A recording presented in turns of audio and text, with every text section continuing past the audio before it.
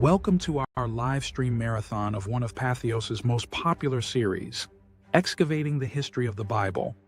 Tonight, we're taking a look back at the episodes that dig deep into archaeology and the biblical world, pot shards, inscriptions, and city walls that bring ancient stories into sharper focus. Settle in for a binge-worthy journey through the landscapes, artifacts, and people who shaped the Bible's history. Let's begin with Episode 1, Introduction to Biblical Archaeology.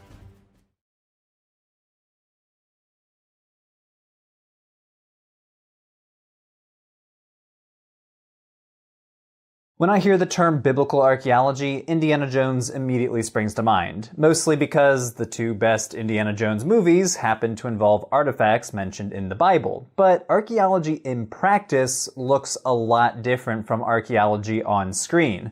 There are no booby-trapped boulders or bombs. Instead, most archaeologists spend their time at libraries, labs, and archaeological sites, where they sift through material remains to reveal how people lived, worked, ate, socialized, and worshipped. And when it comes to biblical archaeology, well, that opens up a whole new set of issues. See, archaeology is the study of material remains, and the Bible, obviously, is a text. In the family of archaeology, a lot of professionals view biblical archaeology as an odd sibling because it's a field that allows a text to set the agenda, allows a text to set the questions we ask of the material data. However, as the archaeologist Aaron Brody argues, archaeology is notoriously bad at answering questions related to short-term or political history. The lifetime of any one individual is brief, and rarely, if ever, leaves behind archaeological traces. So, even a biblical character as famous or infamous as King Saul is almost impossible to find in the material record. What archaeology is good at is answering other types of questions related to medium and long-term histories, such as questions about society, economics, religion, resource procurement, farming. From excavations at these sites, researchers can piece together information about a bunch of different aspects of daily life, such as how did they manufacture their pottery, who did they trade with, what crops did they farm, what animals did they domesticate, what did their houses look like. Topics rarely covered in biblical texts. Archaeology is less equipped to detail the sort of exciting stories we see in the Bible.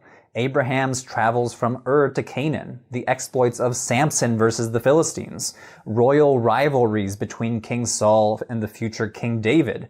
For that information, we have to disentangle the texts and textual layers preserved in the Hebrew Bible, texts that are often written centuries after the events they describe. In this series, we will examine what archaeology reveals about the cultures mentioned in the Bible. And while we'll discuss the biblical text when it's relevant, I want to focus primarily on the material evidence. But first, we have to look at the discipline's earliest explorers, whose discoveries, methods, and theories forever changed the way we think about the Bible. Let's start with someone that many consider to be the father of biblical archaeology, the 19th century biblical scholar and minister Edward Robinson. Like many of his peers, he viewed the Bible as a fundamentally historical document, a key to unlocking the biblical past. And his theological training motivated him to seek out evidence for biblical sites, people, and events on the ground as a way to prove the veracity of the Bible. So, equipped with the Bible on one hand and a map in the other, Robinson set out for the Holy Land in 1838 on a mission to identify the location of places mentioned in the Bible. And he was pretty good at it. He and his team identified a bunch of archaeological sites by matching modern Arabic place names with their hypothesized ancient Hebrew names as they would have been known in the biblical text. A famous example is the town that in Arabic is called Beitin, which Robinson identified as Bethel or Beit El in Hebrew, where the patriarch Jacob famously saw a vision of God and angels in the book of Genesis. In both of these closely related Semitic languages, the place names share the linguistic root Beit, meaning house. Robinson was also an expert map maker, and using modern scientific methods of survey to map the Holy Land, he helped to professionalize the emerging field of what was then called biblical geography. Equipped with his surveying tools and Bible, he and his team eventually identified around 100 biblical places. Robinson was not alone in his methods of tracking down ancient places using a text as his guide. The German explorer Heinrich Schliemann wanted to identify ancient Greek places mentioned in the works of Homer, and with the Iliad in one hand and his shovel in the other, Schliemann went on a self-appointed quest to dig up the famous city of Troy. However, while Schliemann would always have been faced with the potential that Troy was a mythical place from Homer's imagination, early Holy Land theologian explorers like Robinson understood the Bible as beyond question. Although Robinson was pretty successful, he did miss some of the major biblical towns, including Joshua's Jericho and Lachish, the site of a famous battle between King Hezekiah's forces and the Assyrians. Unlike the example of Bethel, the modern Arabic names of these places did not bear any resemblance to their biblical Hebrew counterparts. He failed to identify these famous biblical cities because he did not understand the phenomenon of tells. The ruins of long-lived ancient settlements often appear today in the shape of tall mounds or hills that in Arabic and Hebrew are called tells. Remember, Robinson was living during the infancy of archaeology as a modern academic discipline, and some of the basic principles that archaeologists now take for granted were not yet established. One of these tenets is the principle of superposition, which sounds pretty fancy, but it's a really simple idea. This principle holds that in any accumulation of stuff, the layers at the bottom are the oldest, with each layer progressively younger in ascending order toward the top. So think of tells as a layer cake in the shape of a tall trapezoid-shaped mound. As humans live in one place, century after century, the material remains of daily life build up layer on top of layer. These superimposed layers, known in archaeology as stratigraphic levels, record the history of a settlement from its oldest remains at the base to its youngest at the top. Although this might just look like a big hill of boring dirt, these layers contain artifacts in their original contexts that archaeologists excavate, analyze, and interpret to understand the past. Robinson was among the first biblical archaeologists, inspiring an entire generation of late 19th century explorers to launch a frenzied search for traces of biblical civilizations. A few of these finds were huge sensations in their time. For example, check out this object, the so-called Mesha stele found in Jordan. This stone inscription, which dates to the 9th century BCE, is written in Moabite, an ancient Semitic language of the Iron Age people of the land of Moab mentioned in the Hebrew Bible. And what was so special about the inscription? Well, the inscription records the accomplishments and defeats of King Mesha of Moab, including a reference to Moab's subjugation at the hands of Omri, king of Israel, the very same king mentioned in the Hebrew Bible. So, by naming an entity called Israel and its king as Omri, the Mesha stele confirmed the existence of an Israelite king who reigned in the 800s BCE. It is a hugely valuable object for historians because it shows the Moabite perspective of the same account that is presented from the Israelite perspective in 2 Kings. The discovery of the Mesha stele in the 1800s sent shockwaves through the field of biblical studies. Biblical scholars viewed it as a smoking gun for the veracity of the Bible, an extra-biblical source that confirmed a historical event in the Bible. But not so fast. There's a flip side to exciting discoveries like this: archaeology's potential to contradict the biblical text. If it could prove the text, archaeology could also challenge it and raise questions about the historicity of the Bible. As gaps between the text and archaeology came to light, archaeologists began to question a Bible-centric approach to their research. Yes, Robinson's legacy still looms large in the fields of biblical studies and biblical archaeology, but today's archaeologists are less interested in proving the stories of the Bible and more interested in understanding the context of the biblical world. Many scholars have turned toward new approaches rooted in anthropology, motivated to understand broader social and historical questions that relate little, if at all, to the Bible. Let's start with how archaeologists identify and excavate archaeological sites. While excavation is probably the most famous archaeological practice, archaeologists need to identify sites to dig up in the first place. This is done in a bunch of different ways, but archaeological survey is the most well-known. Because we're dealing with thousands of years of history, ancient settlements might be covered by modern construction or be buried deep underground by centuries of accumulated remains, such as layers of trash, debris, and natural buildup of sediment from erosion and water. In order to identify these sites, archaeologists conduct pedestrian surveys, which involves teams of archaeologists walking across open terrain collecting archaeological finds from the surface. They also conduct aerial surveys, using visual and multispectral imaging from drones and satellites, and geophysical survey methods, such as ground-penetrating radar and magnetometry, both of which can help an archaeologist figure out what might lie buried underground. Once an area of ancient remains is identified, the next step is excavation.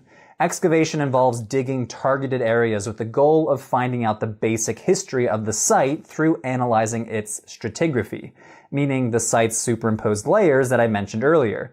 The order of the layers from top to bottom can be dated using techniques like tree ring dating, radiocarbon dating, and dating with pottery, forming a sequence of pottery types and then matching them up across different sites. The archaeologist Cynthia Schaefer-Elliott uses the example of smartphones. If you're an Apple iPhone fan, you can probably identify what year a certain iPhone dates to. The styles change subtly from year to year. In the same way, archaeologists can date pieces of pottery based on style or material. Together, this evidence enables archaeologists to determine when, for how long, by whom, and how a site was used. Was it used for habitation, trash, industrial activities, food processing, farming, storage, burial, or many other possibilities? The next step is analyzing the finds that are actually collected during excavation. We humans leave behind a lot of stuff. I often think about how plastics will be an important artifact for future archaeologists to understand life in the 21st century, because a plastic object can take hundreds and hundreds of years to decompose in a landfill. When it comes to ancient contexts, archaeologists start by identifying the object's material. Stone, ceramic, bone, or metal, as well as the artifact's typology, meaning how an artifact can be classified into categories. Specialists can conduct more detailed analyses of objects, looking for clues about how it was made, where the source material came from, and marks that show wear and tear and repairs. So for a graphic example, bone experts determined that the Philistines ate dogs since they identified marks on dog bones from Philistine sites that showed that the dog was butchered by humans for consumption. At the cutting edge is microarchaeology, the study of archaeological remains at the microscopic level. Microarchaeology has helped us reconstruct the diets of ancient people in particular. Paleobotany involves identifying preserved plant remains, often in the form of charred seeds and pits. This information tells us what plants people were farming, foraging, and eating, or what plants they were using as material for crafting or clothing. Other techniques try to reveal new insights on the chemical level. So one example would be residue analysis, which is a way of identifying what organic materials a vessel may have contained. The idea is that stable molecules like fatty acids seep into the pores of the clay and are preserved for centuries. These molecules are extracted and analyzed to determine what materials that vessel must have contained. So, for example, at the site of Tel Megiddo, a recent residue analysis of a juglet from the Middle Bronze Age found the world's earliest known use of vanillin, the main aromatic and flavor compound in vanilla. The study turned previous research on vanilla on its head. So archaeologists used to think that vanilla was first domesticated by the Aztecs in the 1300s. But this new evidence instead changed everything. Vanilla must have first been domesticated 3,000 years earlier and halfway across the globe in Southwest Asia. These are just a few examples of the potential of archaeology to change the narrative of history, pushing the boundaries of current knowledge of ancient peoples and challenging the status quo of biblical history. Over the course of this series, we'll examine different topics related to the Bible. In some cases, like the Canaanites and the Philistines, the Bible tells us so little that archaeology gives these people groups a new voice for the first time in centuries. We'll be starting in the Middle to Late Bronze Age, so stay tuned for Episode 2, The Canaanites. Hey everyone, that was Episode 1 of a new series that I'm producing in collaboration with Patheos. It's called Excavating the History of the Bible. You can watch episode 2 right now, so just head on over to Patheos' brand new YouTube channel. You can subscribe and follow the whole series as we launch each episode weekly. Topics will include who were the Canaanites, where did the Israelites come from, who were the Philistines, examining the cultures and places mentioned in the Bible from an anthropological and archaeological perspective. So each and every episode is written by an archaeologist or a biblical scholar, so special thanks to all the awesome people down in the credits below. I could not have made this series without their help. So head on over to Patheos' YouTube channel to watch episode 2, Who Were the Canaanites?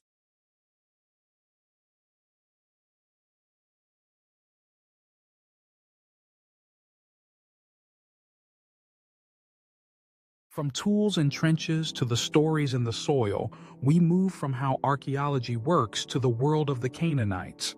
Urban centers, palaces, and diplomacy shaping late Bronze Age life. Here's something fascinating before we continue. The Amarna letters were written mainly in Akkadian cuneiform, the diplomatic language of the day. And here's another detail worth noting. Edward Robinson is often called the father of biblical archaeology for linking ancient sites to modern place names. All right, let's step into Canaan.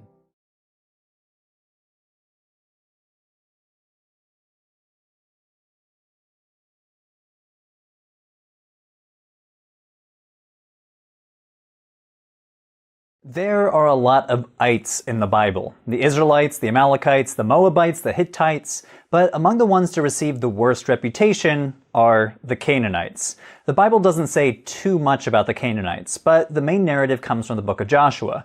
The Canaanites were a people destined to be conquered. After Moses' death, Joshua was called to lead the people of Israel into the land of Canaan, a land today roughly spanning the modern state of Israel, the West Bank, the Gaza Strip, Jordan, Lebanon, and southern Syria. Upon entering the land, Joshua and the Israelites defeat Jericho, a strong-walled Canaanite city, but they continue to do a lot of conquering, culminating in Joshua 12, which lists 31 Canaanite kings whom Joshua and the Israelites apparently defeated. The focus is somewhat different in the book of Judges. Here we get lots of statements about the Israelite tribes not driving out Canaanites, nor destroying their cities. The focus is very much on the Israelites as God's chosen people, and the Canaanites as conquered peoples that continue to infiltrate the Israelites and lead them astray. But let's set aside Joshua and Judges for a moment as we turn to the archaeological evidence to answer the question, who were the Canaanites, and what happened to them? Archaeologists view the Canaanites as the main population and native cultural group of the Bronze Age in this region before the appearance of the Israelites. And as we'll see from the archaeology, the Canaanites lived in big cities, worshipped in big temples, and survived under the thumb of the Egyptian Empire. Let's focus in on the 1300s BCE. Canaan during the Late Bronze Age. This was a region on the edge of Egyptian imperial control. Though not a significant center of power, Canaan played a crucial role as a cultural and commercial crossroads. See, there were two major road systems, the coastal route and the King's Highway, that connected Egypt with Syria, Mesopotamia, and ultimately the whole Aegean world via the Mediterranean coast. Canaan sat at the heart of it all. These routes spurred the development of long-distance trade that financed some of the biggest cultural achievements of the Canaanites that we'll talk about, including their urban culture, their monumental architecture, palace bureaucracies, and their cult practice.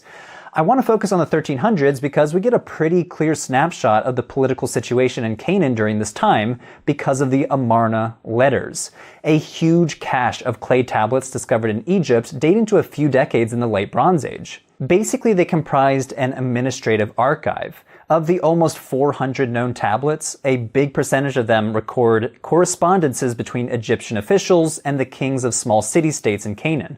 For example, a few letters are from the Canaanite king of Ashkelon, a coastal city known as a major trading center due to its location along the coastal road.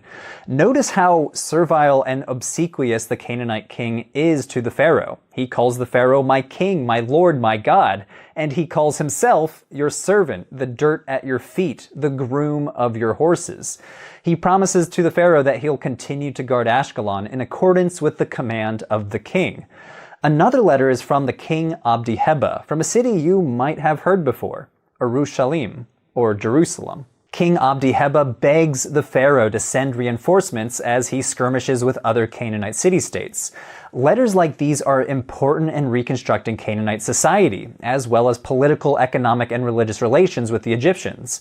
They clearly illustrate the tight Egyptian grip on the region. Canaanite kings were sending them tribute, acting as vassals of the Egyptian empire, and begging the Egyptian leaders to settle disputes. This control is also evident in just how much Egyptian stuff turns up in Bronze Age excavations in the region. For example, check out the city of Beit Shan, located a few kilometers south of the Sea of Galilee. On top of the Tell, archaeologists discovered an Egyptian administrative center, including an Egyptian temple, the house of an Egyptian governor, and Egyptian inscriptions. These remains suggest that a bunch of Egyptians must have been stationed at different Canaanite sites, serving both administrative and military functions despite the distance from the Egyptian heartland. Overall, the role of Egypt in the Late Bronze Age was not to colonize Canaan, but rather to administer the collection of tribute, to impose security arrangements, and enforce a semblance of order on the quarrelsome Canaanite rulers. The material evidence from Late Bronze Age Canaan provides an excellent case study for identifying political activities of a dominant and imperialistic Egyptian power. Another thing we learn from the Amarna letters is that the Canaanites were by and large an urban civilization. The region was basically a collection of city-states. The tablets mention approximately 20 of them.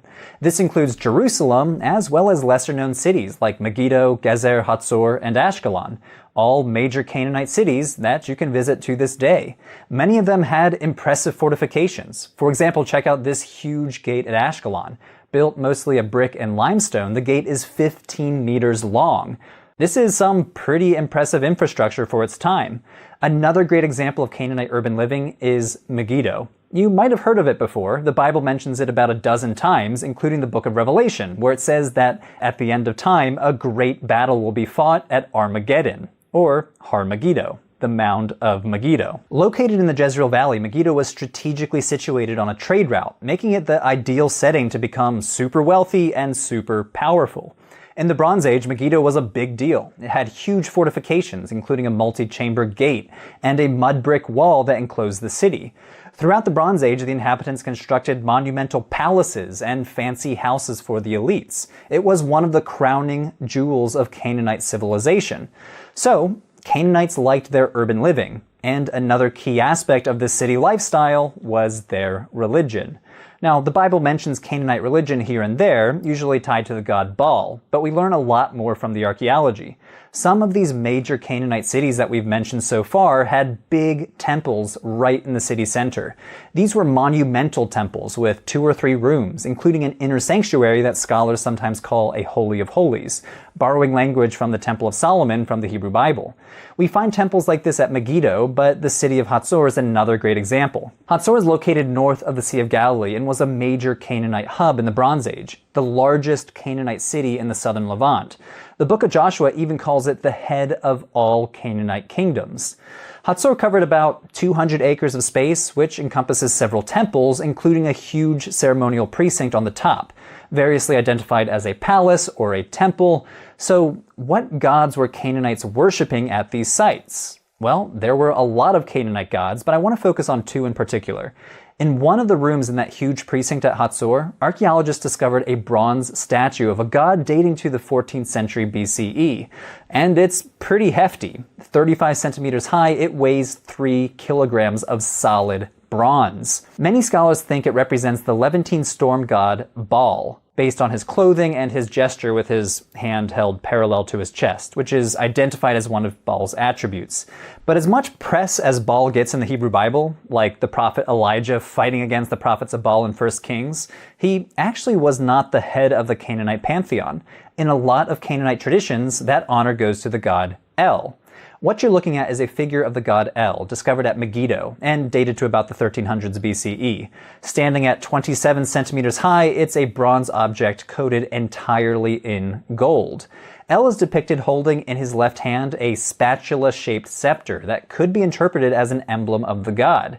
Similar spatula scepters have been found around the region, including at Hatzor and Lachish, which some scholars argue may have been held by life-size statues of the gods that have since been lost. Both Baal and El were also associated with a calf or bull as their animal manifestation, and archaeologists have found figurines of these animals at several Canaanite sites. So, from the archaeological data, we can sketch an image of the Canaanites. They were the native people of the Levantine region, living in city-states like Hatzor, Gezer, and Megiddo, worshipping gods like El and Baal in big temples located in their cities. But these city-states did not form a single political unit. They all lived under the shadow of the Egyptian Empire. While the book of Joshua says that the Israelites invaded Canaan after fleeing Egypt and destroyed the Canaanites, the archaeological data appears to primarily say that the Egyptians dominated the Canaanites. Numerous excavations and a bunch of contemporary written documents in the form of the Amarna letters give us a pretty good picture of the Canaanites, their beliefs, and their traditions during the Late Bronze Age. Yes, most of this period was characterized by an Egyptian dominance and influence, but Canaan served as a cultural crossroads of the region that was essential to Egyptian strategic goals. But Canaanite culture, for all of its achievements, was not to last. The so-called Late Bronze Age collapse was a time of economic and environmental turmoil, leading to the fall of superpowers like the Hittite Empire. Canaanite urban society could not be sustained following the collapse of the Late Bronze Age and the implosion of long-distance trade. In the decades that followed, the Canaanites gradually transformed culturally as new groups emerged, including the Phoenicians, the Israelites, and the Philistines. Stay tuned, we'll be learning more about these people groups in future episodes. Hey everyone, that was the second episode in the brand new Patheos series, Excavating the History of the Bible. If you'd like to watch episode 1, you should click on the link right here. Stay tuned for episode 3, which will be focusing on the origins of the Israelites.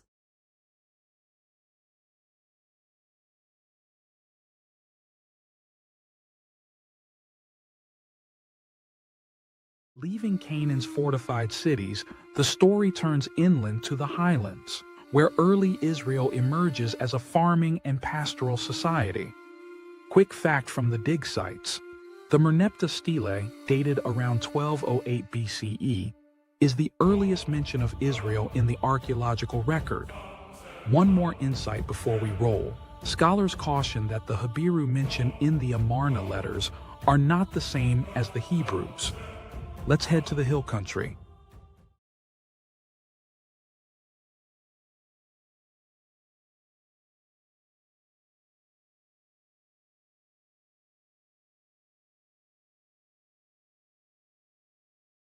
At its core, the Hebrew Bible is the story of a people called the Israelites. It tells of their origins, their struggles, and their special relationship to the God that they call Yahweh. But who exactly are the Israelites and where did they come from? As we talked about last episode, according to the book of Joshua, the Israelites are depicted as conquerors of Canaan and its idol-worshipping inhabitants, the Canaanites. It's the sequel to the Exodus narrative, the fulfillment of their divine right to the promised land which was bestowed by God upon the Israelites' forefather, the patriarch Abraham. A reward that finally comes to fruition after 40 years of wandering the desert after escaping slavery in Egypt. The text goes on to tell of how Joshua led the tribes of Israel through Canaan, capturing city after city until they vanquished their enemies and inherited their birthright. They then settled the land and divided it geographically, with each tribe of Israel getting a piece of the pie. But the origins of the Israelites in the archaeological record is not so clear-cut. That's because the book of Joshua was not written at the same time as the events it describes. In fact, the text contains certain details that reveal that the story was written long after these events. For example, the walls of Jericho described in Joshua did not exist in the Late Bronze Age, nor did many of the place names given in the text. These places did exist in the 7th century, though, which is when many scholars agree that the story was likely written down. The archaeological evidence tells a different tale. Early Israelites were simple farmers living on the edges of civilization. But where did they come from? To answer this question, let's first turn to the historical record and the earliest documents that mention the group known as Israel. This is the Merneptah stele, a 10-foot tall black granite stone discovered in Thebes by the famous Egyptologist Sir Flinders Petrie in 1896. Inscribed on the stone are Egyptian hieroglyphs that record military victories over some of Egypt's neighbors by the pharaoh Merneptah. a pharaoh of Egypt's 19th dynasty who ruled from 1213 to 1203 BCE, during a critical period of change, upheaval, and instability across the entire eastern Mediterranean. Monuments like this were typical of pharaohs, who loved to brag about their victories for all to see. But this monument is so important because it contains one of the oldest known written references to Israel. This was a sensational find when it was first discovered, during the height of Egypt mania in the 19th century Victorian era. Its legacy has endured over a century later. The problem? Its mysterious Israel inscription raises many more questions than it answers regarding who or what exactly Israel was from Merneptah's perspective. Was it a group of people that correspond to the biblical Israelites, a nation, a territory, or something else entirely? Let's take a look at the details. The ancient Egyptian language provides some clues.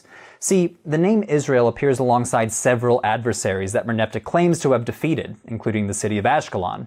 The monument lists these enemies in a number of ways, such as by their general region, such as Canaan, or by their capital city, such as Ashkelon. In the Egyptian language, foreign countries, cities, and provinces are linguistically feminine. But when referring to Israel, the inscription marks it differently. It uses a different determinative, a linguistically masculine marker that indicates a foreign people. Why use the linguistic marker for people rather than land or nation? In this case, Israel may refer to a society, a coherent group of people who shared a collective identity. Based on the inscription, some biblical scholars interpret Israel as a tribe that may derive its name or identity from an ancestor by the same name. The stele goes a step further, triumphantly claiming that Israel's seed has perished, a phrase that is not applied to the other entities listed in this victory stele. These clues tell us about how the Egyptians viewed Israel as something different from the other entities that they list.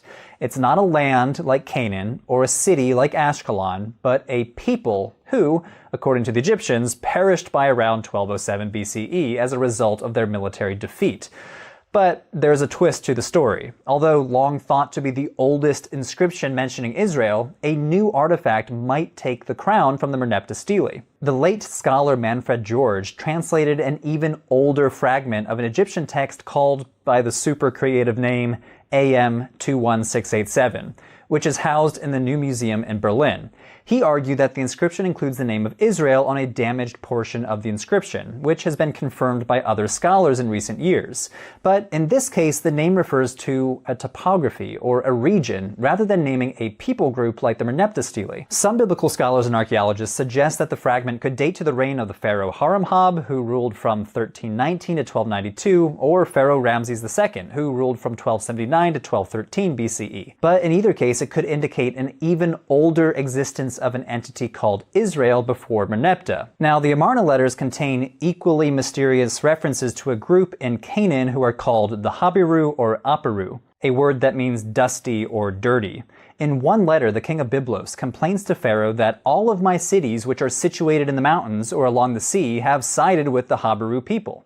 Basically, he's complaining about an unholy alliance between his own disloyal subjects and the Habiru. Another letter disparagingly compares the Habiru people to a stray dog, the ultimate insult for the ancient Near East. Eventually, more sources with this name appeared from across the Near East, from sites in Egypt, Syria, Canaan, and Mesopotamia. Scholars have grappled with whether or not these Habiru might be related to the Hebrews, a biblical name that is associated with the inhabitants of ancient Israel, who eventually became a group known as the Israelites. So, who are these Habiru? The Amarna letters imply that the Habiru may have been a transient group who inhabited the hilly outskirts of major cities. There is some indication that they were low status and disrupted trade by raiding and plundering traveling merchants. In other words, they were bandits. They were also described as slaves and servants. The king of Gezer implies that they were sometimes even organized as a force. In a letter to the pharaoh, he begs for help to save his land from the power of the Habiru, and in another describes them as a stronger force than his own. So, viewing the Habiru through this negative lens leads us to draw the conclusion that they were a marginalized social class who sometimes formed powerful militias, rather than a group defined by their nationhood, culture, religion, or language, like the Israelites. Like other groups mentioned in the Amarna letters, they were presented in these letters as a source of danger to an already crumbling system of long-distance trade. So, do these bandits represent the Hebrews? Probably not. The connection between the Habiru and the Hebrews is linguistic and relies on matching the root letters of the words themselves. And most scholars agree that the root letters don't even match. So, any direct connection between the Habiru and the Hebrews is unlikely. Where does that leave us in terms of the Israelites? Well, given the conflicting historical evidence, we are left to read between the lines to determine how Israel and its people may or may not correlate with the archaeology. Although the sources don't agree on much, one thing is clear. The Late Bronze Age was a world undergoing conflict, change, and crisis. During the Late Bronze Age, the status quo began to crumble across the Eastern Mediterranean. Palace economies and the long-distance trade that they supported disintegrated. The imperial superpowers of the time, Egypt and the Hittites, either retreated home from their peripheries or completely collapsed. People were on the move, migrating in droves from the Aegean to the Levant.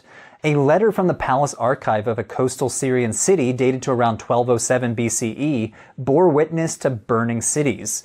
"My father, now the ships of the enemy have come. They have been setting fire to my cities and have done harm to the land." Another letter from the same city paints an even bleaker picture. "The gates of the house are sealed.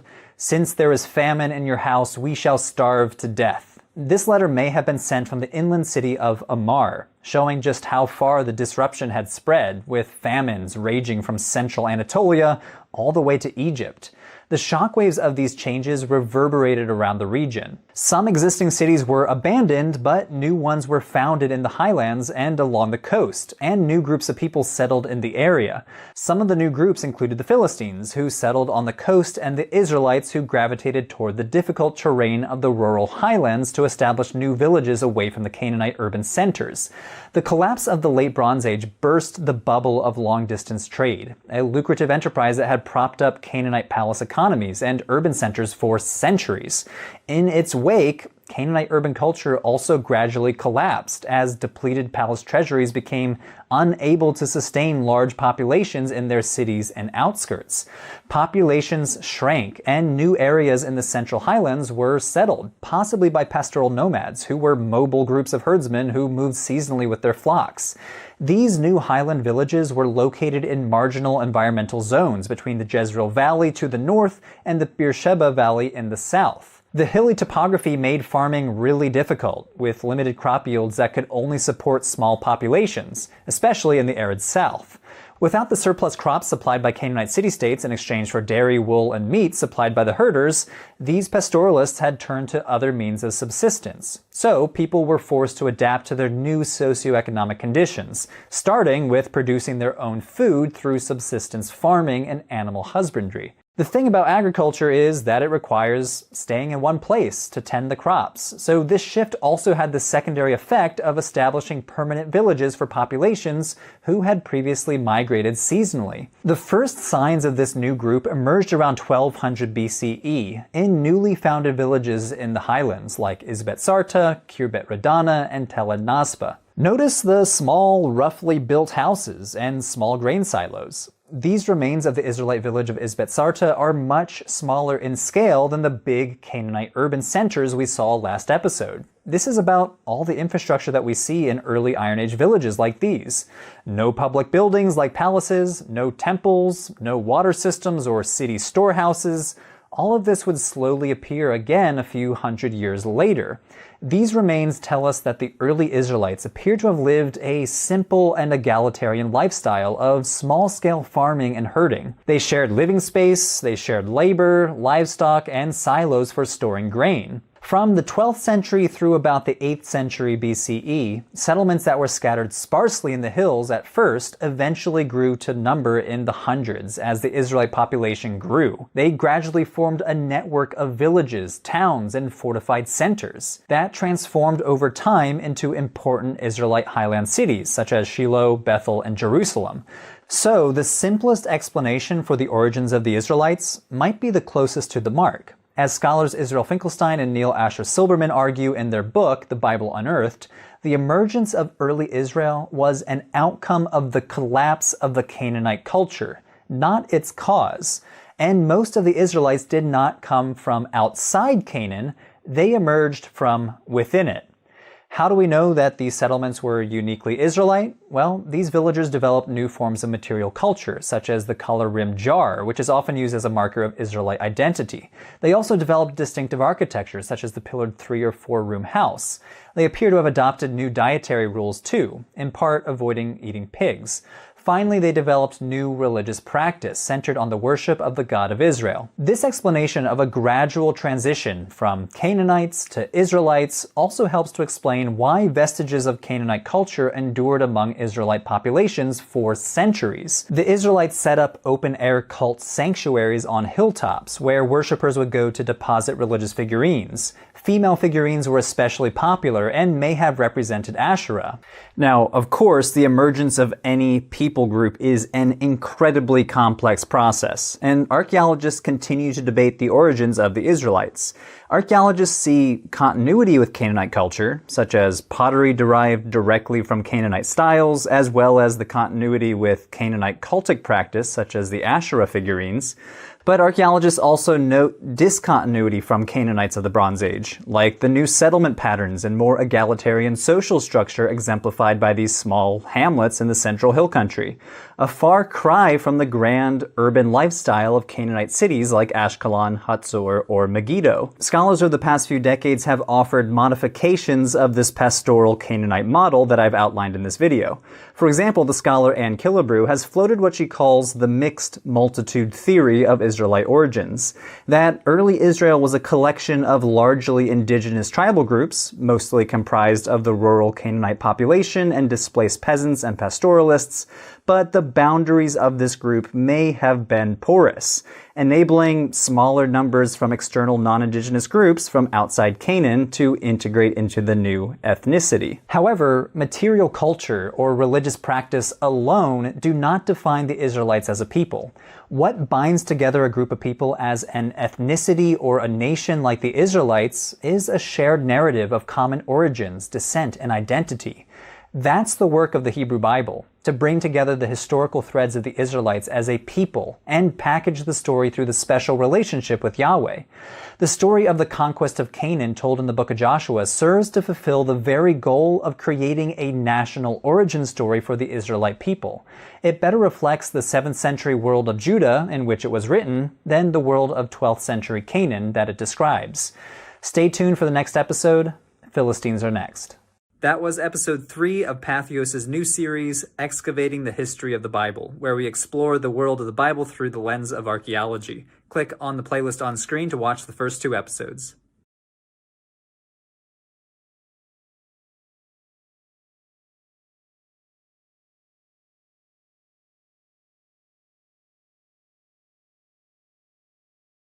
From Israel's uplands, we shift to the coast, where the Philistines leave their mark with Aegean-style pottery and fortified cities. Here's a surprising connection.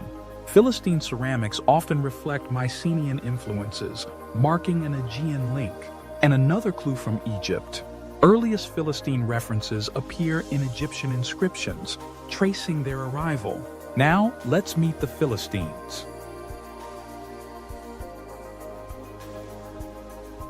This is the mortuary temple of Pharaoh Ramesses III, located at Medinet Habu near Luxor, Egypt. Inscribed on the walls of this temple is the earliest archaeological reference to one of the greatest villains in the Hebrew Bible, the Philistines.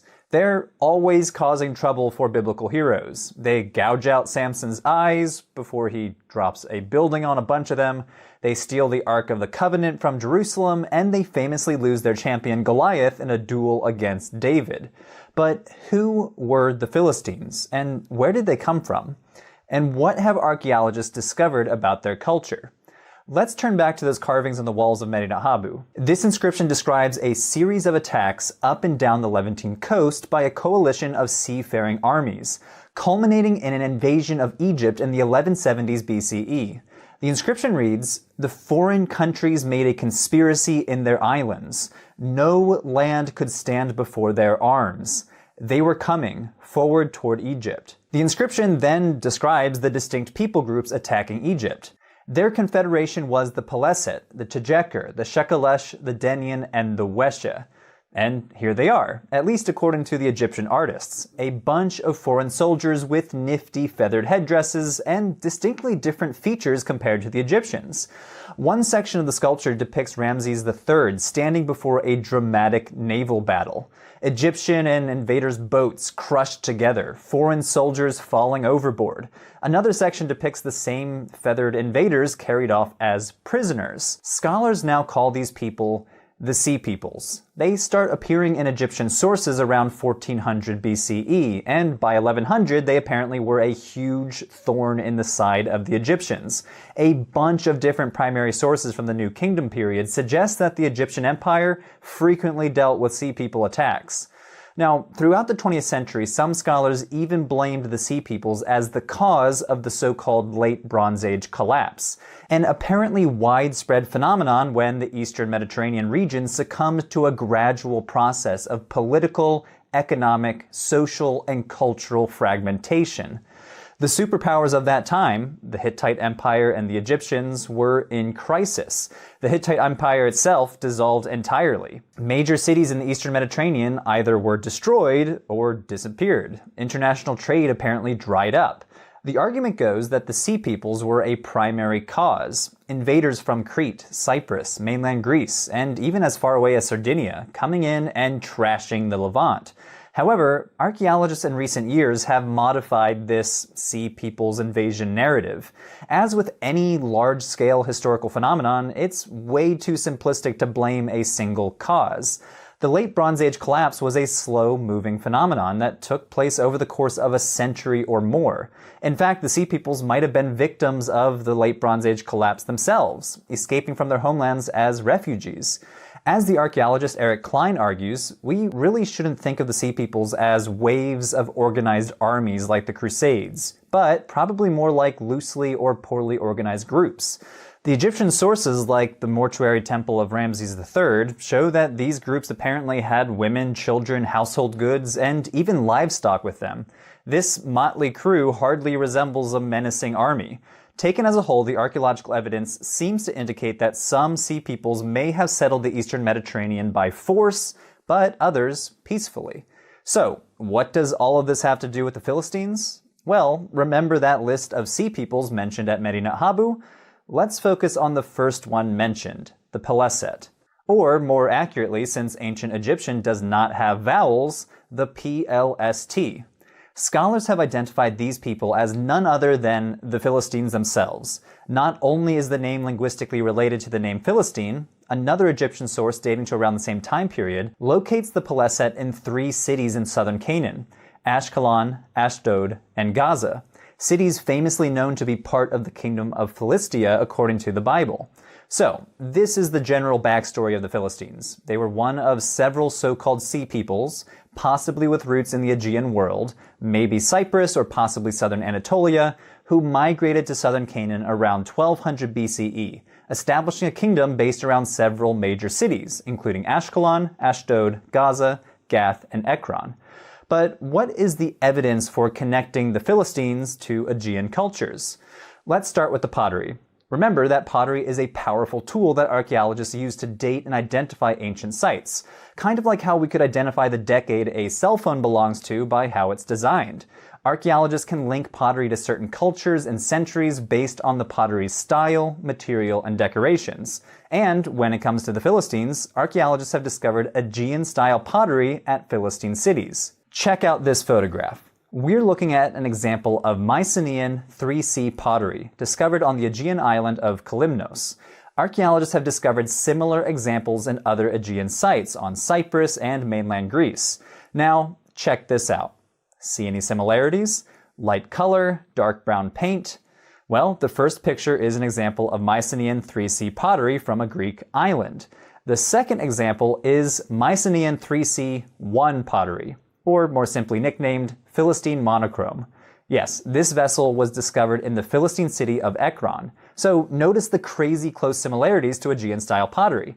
And in fact, archaeologists have discovered Mycenaean 3C1 pottery all over Philistine cities dating to the early Iron Age period. And it was pretty common. At the city of Ekron, for example, Mycenaean 3C1 pottery accounts for somewhere between 40 to 50% of all pottery discovered that dates to the early 12th century. So, what does this tell us about the Philistines and their culture? Archaeologists in the 1970s theorized that the Philistines must have taken this pottery with them from their homelands in the Aegean, or Cyprus itself, when they migrated to their new land. But after studying the pottery using a chemical technique called neutron activation analysis, researchers discovered that these pots were not imports. They were locally produced, created from the same clay found in Philistia itself. In fact, clay with the same chemical fingerprint that we see in later Philistine styles, like Philistine bichrome pottery. So this leads scholars to conclude that the Philistines were making this pottery for themselves, using Aegean-style manufacturing technologies never before seen in the Levant, but not as mere imitators of the style, but as people who migrated to Philistia, carrying with them the technical know-how to continue these styles from a parent culture somewhere in the Aegean world. Here's another example. You're looking at a figurine called an Ashdoda figurine. Basically, she's a female figurine that some archaeologists identify as some sort of Philistine goddess, though in this case, half goddess, half offering table. Archaeologists have discovered similar figurines at major Philistine sites, including Ashkelon, Ashdod, and Ekron, dating to as early as the second half of the 12th century. Now, check out these figurines. Archaeologists call these psi figurines. Because of their elongated necks and raised arms, they look kind of like the Greek letter psi. The examples on the left were found in Greece, Crete, and Cyprus. The example on the right from the Philistine city of Ashdod. Again, we might be looking at evidence of a people that carried with them religious and technical knowledge from the Aegean world to the southern coast of Canaan. What about the Philistine diet? Well, according to archaeological data, Philistines apparently ate pig and dog meat, which reflect the dietary practices of Aegean cultures, but not those living in Canaan.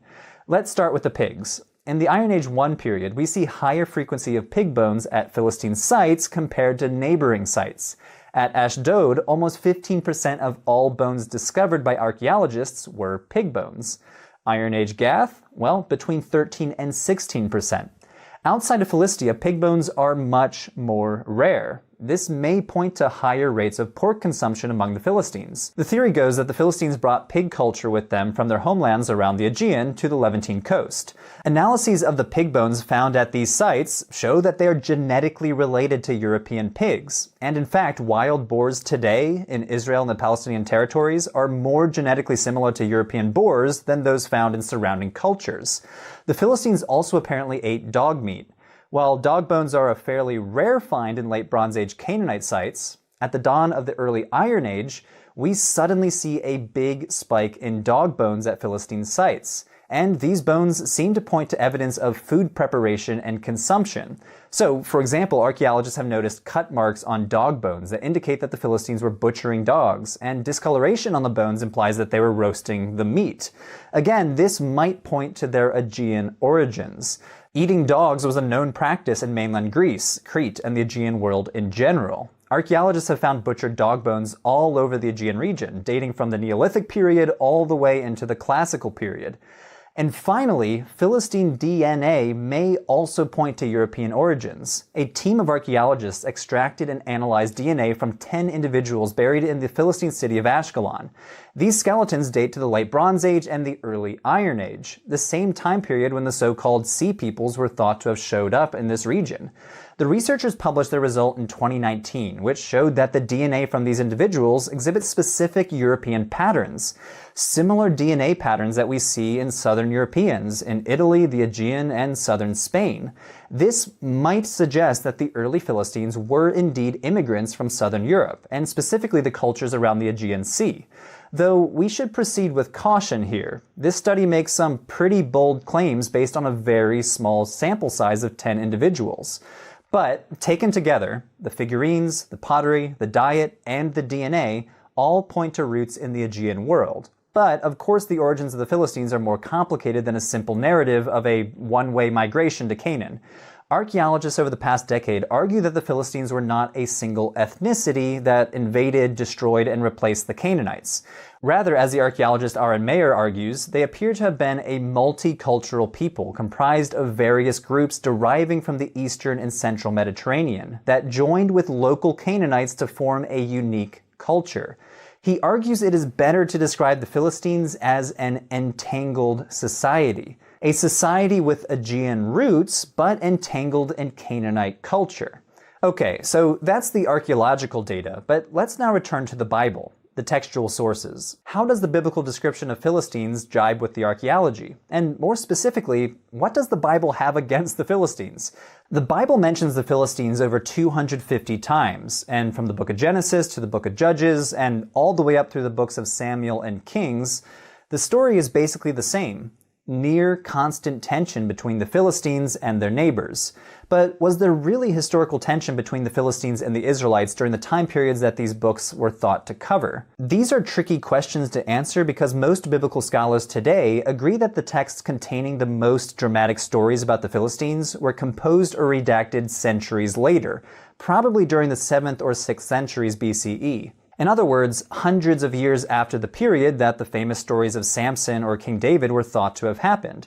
Because of this, scholars need to identify what parts of the Hebrew Bible preserve actual memories of Iron Age Philistia, and what parts reflect the political situation of later centuries.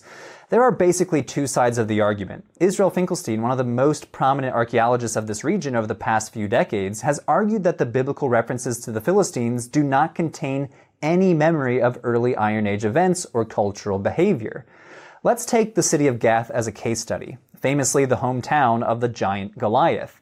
It is the most frequently mentioned Philistine city in the book of Samuel, and many of the battles between the Israelites and the Philistines take place east of the city. But decades of excavations in and around the site of Gath, also called Tel Asafi, have revealed no evidence of hostility between the Philistines and their neighbors to the east. The biblical scholar Daniel Pioski writes that for a period of around 3 centuries, we find no clear evidence that forces from Gath ever attacked or destroyed a single location within the neighboring regions of Israel or Judah, or conversely that it was attacked by individuals from these areas during this time. In fact, the archaeological record seems to indicate the opposite was true, as there's evidence that Gath was actively engaging in economic and cultural exchange with its neighbors to the east. The Philistine religion is another possible example of archaeology telling a different story than the text. The Bible suggests that the main Philistine god was a male god named Dagon. But the most common religious paraphernalia that we find in Philistine sites are those female figurines that we mentioned earlier, and the mention of a female goddess on an inscription found in the Philistine city of Ekron, which suggests that the main god was a goddess, not Dagon. On the other side of the coin, some archaeologists and biblical scholars do argue that the stories about the Philistines in the books of Samuel or Kings might contain kernels of actual data about Iron Age Philistines. So, for example, the very fact that the Bible mentions Gath so often is interesting because while the city was one of the biggest cities around the 10th century, Gath apparently dwindled in importance in later periods. Excavations at Tel Asafi have demonstrated that the city was destroyed by fire in the 9th or 8th century and never fully recovered. So this leads the ancient historian Itamar Singer to argue that the Hebrew Bible includes at least a memory of Iron Age Philistia, even if the text includes some pretty obvious anachronisms. Overall, the Philistines are the subject of some of the most recent and cutting-edge archaeological studies. Archaeologists discovered a major Philistine cemetery only a few years ago. Their DNA has been sequenced in detail, but a lot of their culture and society remain a mystery to this day. If you'd like to learn more about the Philistines, I'm including a bibliography in the description below, as well as links to excavations at Tel Asafi, Ashkelon, and Ekron. Thanks for watching, and stay tuned for the next episode. Hey everyone, that was episode 4 of Patheos' new series, Excavating the History of the Bible. Click on the link on screen to watch the first 3 episodes, and stay tuned for episode 5, Iron Age Jerusalem.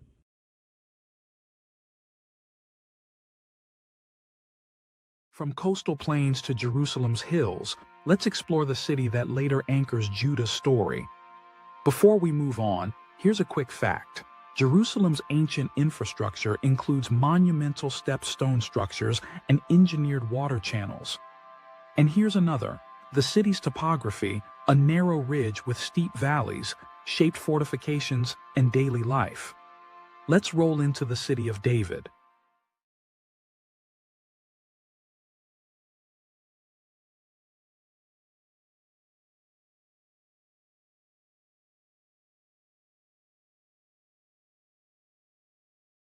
Looking at Jerusalem today, it would be easy to assume that the ancient city of the Canaanites, and later the Israelites, was originally located outside the old city walls that still dominate the skyline of the city today. But these walls, with their monumental gates and huge towers, are actually medieval. They date to the middle of the 16th century, built by the Sultan Suleiman the Magnificent soon after Jerusalem became part of the Ottoman Empire. Research from the last 150 years actually shows us that the earliest sections of Jerusalem sat outside of these walls. In this episode, we'll examine exactly where the biblical city was located and how it developed over time. Jerusalem is complicated, especially if you haven't been there. It sits in the middle of a mountain range about half a mile above sea level, surrounded by limestone hills and crisscrossed by deep valleys in between.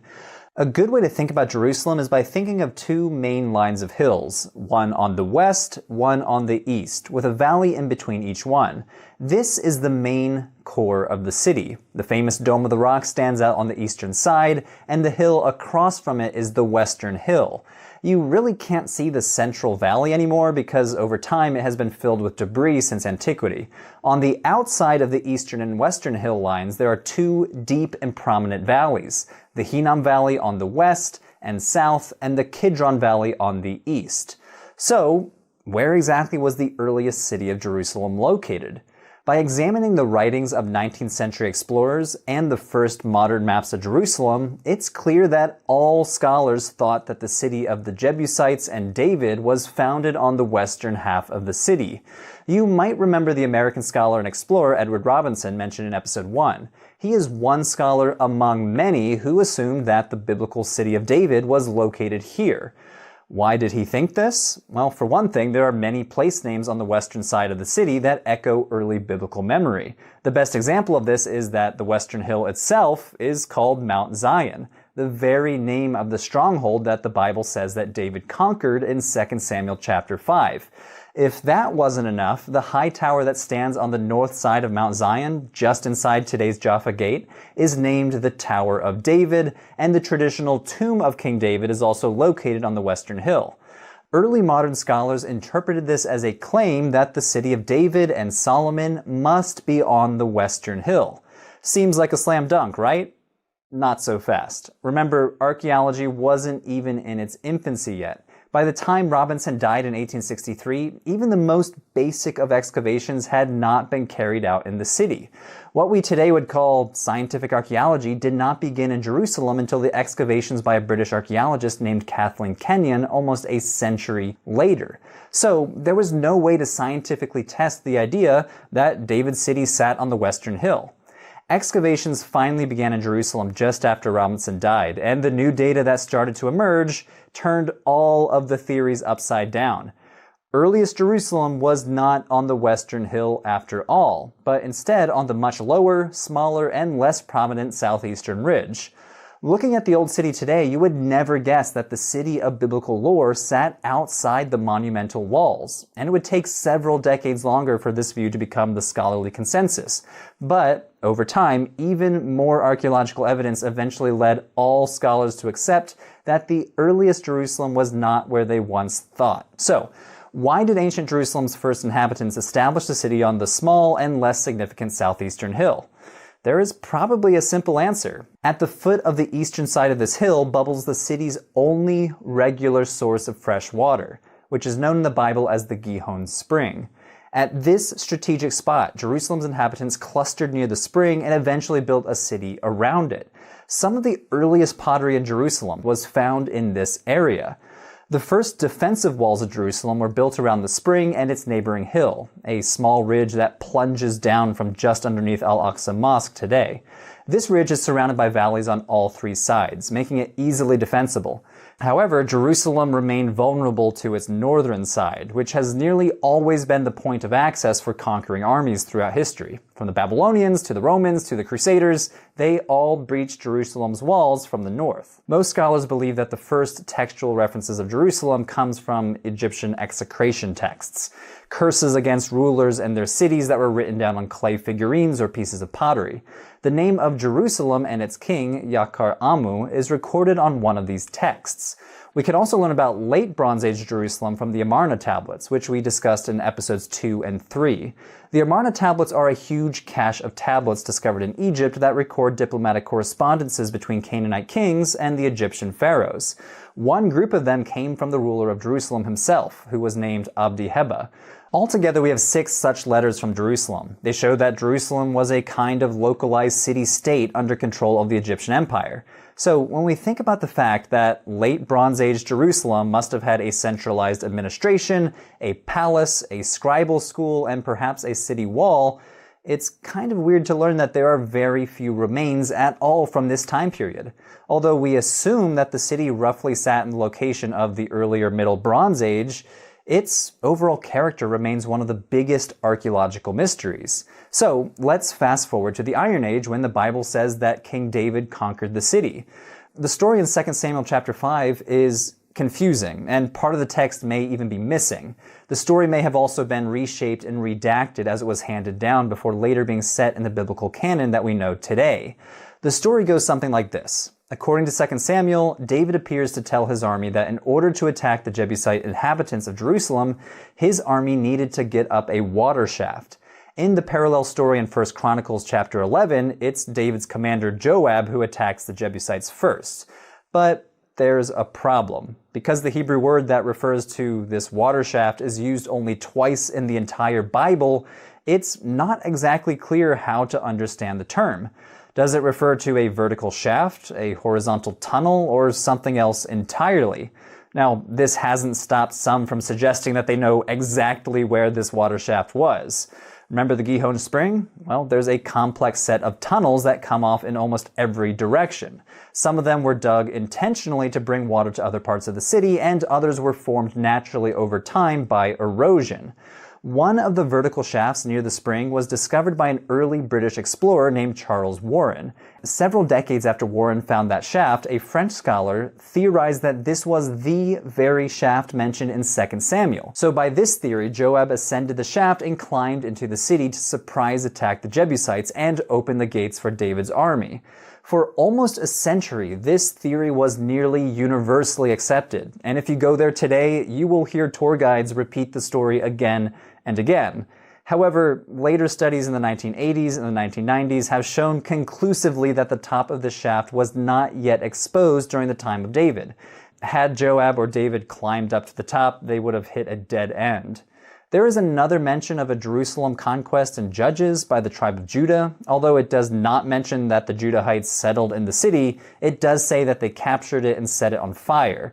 It's hard to know if this represents only a temporary conquest of the city before it was retaken by the Jebusites, or a completely different literary tradition that explains how it fell into the hands of the Israelites. So, from the text and the archaeology, it's hard to understand how exactly Jerusalem became David's capital. 2 Samuel claims that David built a palace, fortified the city, and purchased the area where the temple would later be built by Solomon. But what can archaeology tell us about David, Solomon, and their building projects? Not much. The true nature of David's kingdom is one of the biggest ongoing debates among scholars. There is at least a broad agreement that David existed as a real person. In 1993, David's name was deciphered on an Aramaic inscription from Tel Dan, a site near the northern border of the modern state of Israel. However, there are no known inscriptions that mention Solomon at all. So what about their building projects in Jerusalem? Well, the topographical setting of Jerusalem broadly fits the biblical description of each project, but few remains from the time of David and Solomon have ever been discovered. And nothing of Solomon's temple or his palace complex has come to light. And because today most of this area falls within a politically sensitive space, the Dome of the Rock Plaza called the Haram al-Sharif, it's unlikely that it will ever be excavated anytime soon. One archaeologist named Eilat Mazar has claimed to find the remains of King David's palace, just above the Gihon Spring, but very few archaeologists agree with her, because she has not been able to convincingly date the building she uncovered to David's time. But just underneath the area that she dug, there is a massive retaining wall that archaeologists call the stepped stone structure. Very creative name, I know. Because the eastern edge of this hill is so steep, ancient builders needed to construct supporting walls in order to build anything large on top. A structure this big must have supported big buildings on the crest of the hill, but archaeologists debate what it could have been. A Canaanite structure? David's palace? Another building altogether? Archaeologically, we really can't say one way or another. Ascertaining the date of the stepstone structure may help to date whatever buildings originally sat on top, but there are a few problems. First, the most recent major excavations of the retaining wall from the 1980s still have not been published. Second, scholars have very different opinions about when the structure was built, with some dating it to the end of the Late Bronze Age, which would make it Canaanite, and others to the early Iron Age and others to the Iron Age II period. Moreover, excavations in this area remain hotly contested, as the area is part of the predominantly Palestinian neighborhood of Silwan. Pushes for new excavations in the area are thus frequently politically motivated and would disrupt the lives of the people living there today. So, scholars will continue to debate how the meager archaeological evidence related to Iron Age Jerusalem correlates to the grand city of David and Solomon described in the Bible. Does the lack of archaeological evidence for early Israelite Jerusalem mean that the Bible is just wrong about the details of David and Solomon's Jerusalem? Or was much of this early evidence destroyed by later building projects? Are we even digging in the right places? Only new data and further research can help us address these questions. Thanks for watching. That was the latest episode of Patheos' new series, Excavating the History of the Bible. Click on the playlist on screen to catch up on the whole series.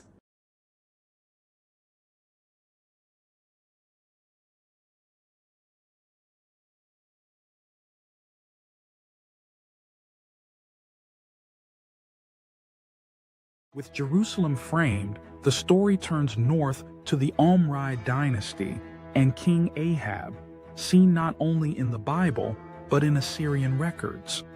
Here's something to note. Assyrian inscriptions like the Kirk monolith list Ahab among the coalition at Karkar. And another fascinating detail, the ivory house tradition points to luxury crafts tied to the Omride court. Ready to uncover more? Here we go.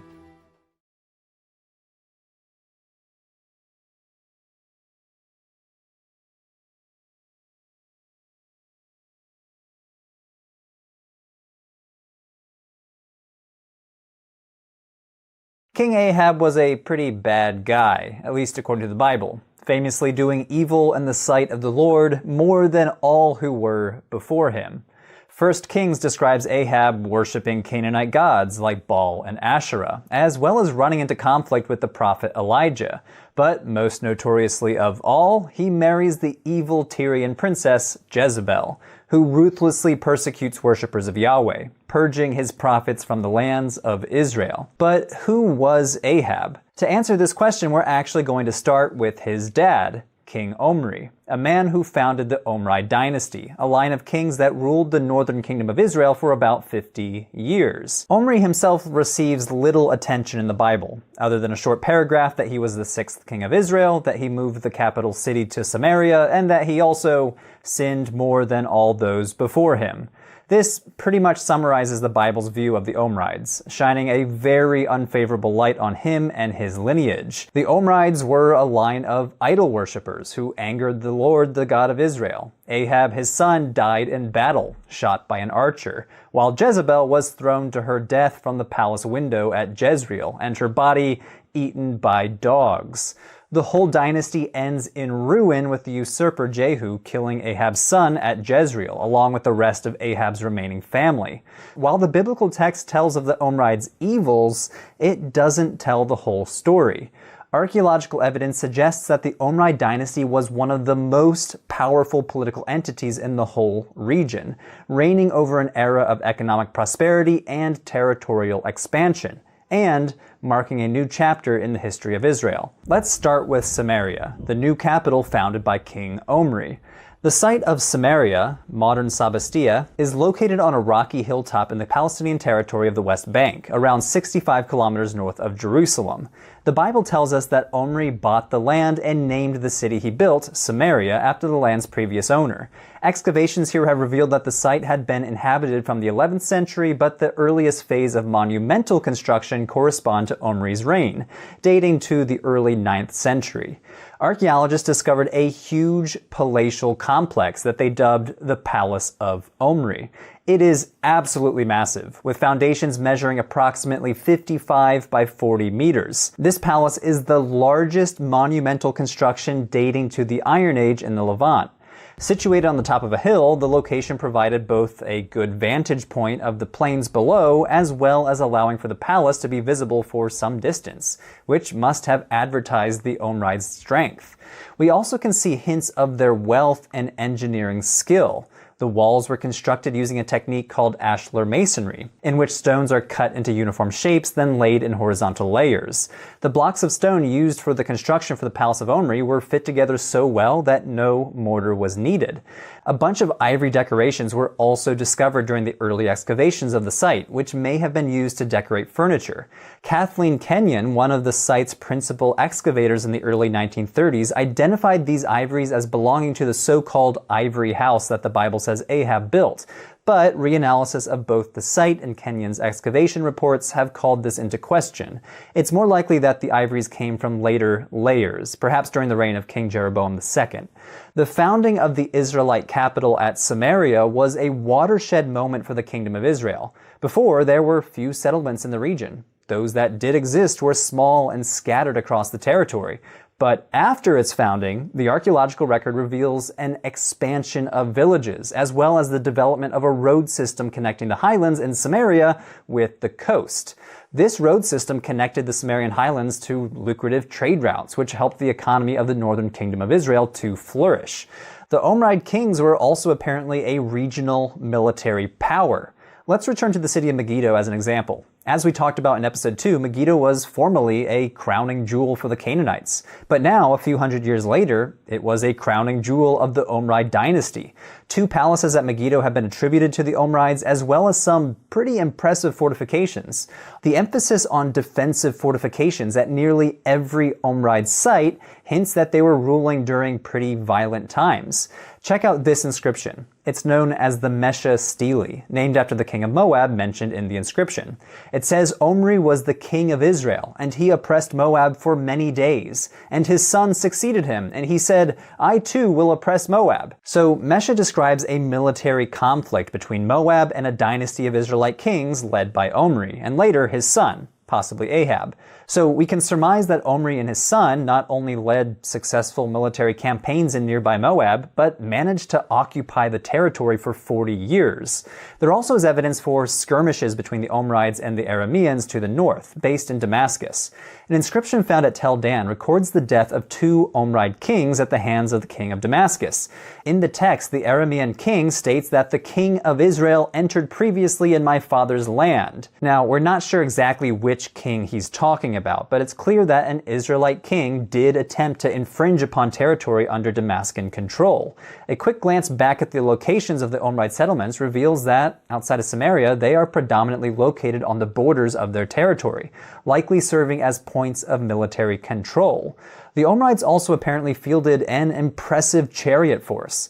An Akkadian inscription from the reign of the Assyrian king Shalmaneser III describes a battle fought at the city of Karkar between the invading Assyrian army and an alliance of smaller kingdoms, including King Ahab. The inscription says that Ahab committed 10,000 soldiers and 2,000 chariots to the battle, one of the largest forces mentioned in the inscription. From this evidence, archaeologists surmise that the Omrides must have fielded one of the largest standing armies in the whole region. So, how were the Omride kings able to expand their territories to such a degree, field such big armies, and sponsor such large-scale monumental constructions? Several factors likely contributed to these undertakings. First, their relatively big population, and second, their economy. Let's start with their population. Archaeological surveys have revealed that Omri and Ahab's kingdom was densely populated. Estimates place the population of the northern kingdom of Israel to around 350,000 people, 3 times bigger than the southern kingdom of Judah at the time. Such a large population allowed the Omrides to conscript a large workforce without messing with their agricultural output of olive oil and wine production, which was the backbone of the northern kingdom's economy. Olive oil presses dating to the Omride dynasty have been found all over the place, and an extensive complex of wine presses have been excavated at Jezreel. Some argue that the kingdom of Israel was actually one of the major suppliers of olive oil to nearby Egypt and the Assyrian Empire, both of which lacked the conditions necessary for large-scale olive orchards. Another important source of revenue for the northern kingdom must have been horses. As discussed earlier, the Omrides must have fielded an impressive chariot force, which implies that horse breeding was a part of their economy as well. In the 8th century, well after Omride rule, Israel was the main supplier of Egyptian horses to the Assyrian kingdom to the north, which suggests that under the Omrides, the breeding and rearing of war horses was already underway. Some scholars have suggested that Jezreel served as a breeding and training facility for these horses, and at Megiddo, archaeologists have discovered buildings that may have been stables. Although they were originally and erroneously attributed to King Solomon, later studies found that they actually date to the reign of the Omrides. The Omride dynasty lasted for less than 50 years, and yet in many ways it marked a turning point for the kingdom of Israel. During this period, Israel established itself as a major military and economic power, extended its territory into neighboring lands like Moab. The might of the Omride kings is reflected in their numerous monumental constructions located throughout their region, as well as inscriptions from their neighbors. However, this golden age of the northern kingdom was not to last. A little over a century after the death of the last Omride king, political stability in Israel collapsed, and the lands that once belonged to the northern kingdom fell into the hands of the Assyrians. This left its neighbor to the south, the kingdom of Judah, to face off against the Assyrian Empire all by itself. Stay tuned for what happens next. King Hezekiah of Judah versus the Assyrian king Sennacherib is next.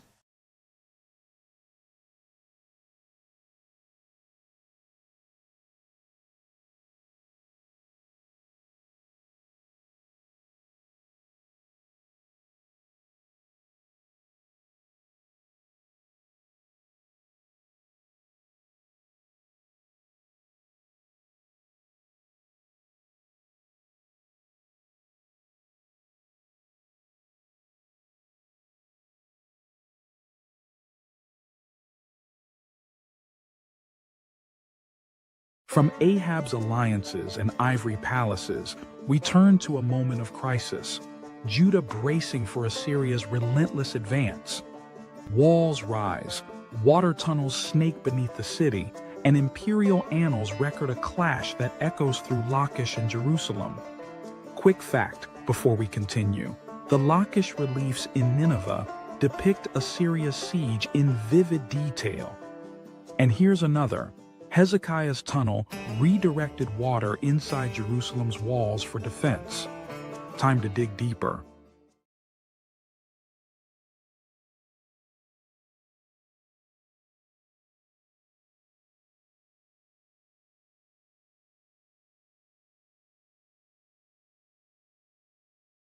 This is the so-called Taylor Prism.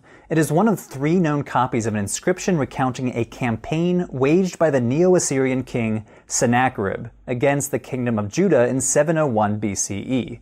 Things did not end well for the kingdom of Judah. It reads, "As for the king of Judah, Hezekiah, I besieged and captured 46 of his fortified cities. I took as plunder 200,150 people. As for Hezekiah, I shut him up like a caged bird in his royal city of Jerusalem." The Hebrew Bible remembers Hezekiah as one of the good kings of Judah. He destroyed pagan cultic centers and did what was right in the eyes of the Lord. 2 Kings 18:5 says that there was no one like him among all the kings of Judah after him, or among those who were before him. So, how did we get from Hezekiah, the unrivaled godly king of Judah, to Hezekiah, the caged bird, the defeated vassal to a regional superpower? To answer that, we need to dig into the archaeology of one of the most dramatic episodes in the history of Judah, the invasion of Sennacherib. First, some background of what scholars call the Neo-Assyrian Empire. After a period of decline, the Neo-Assyrian Empire went through a resurgence in the 8th century, when the king Tiglath-Pileser III, also called TP3, came to power. He began an internal restructuring of the empire that enabled the Assyrians to start expanding their territory once again, eventually conquering the little kingdoms in the Levant. In practice, the Assyrians appear to have instituted several types of rule. Sometimes they instituted provinces directly controlled by the Assyrian governors, but other times they allowed vassal states to be ruled by one of the locals, as long as they paid annual tribute.